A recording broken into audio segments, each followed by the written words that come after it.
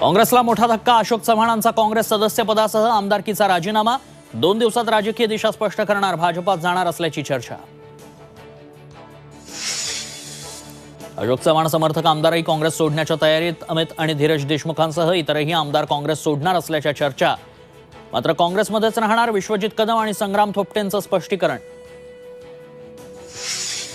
जनाधार असलेल्या नेत्यांची काँग्रेसमध्ये घुसमट. फडणवीसांचा दावा.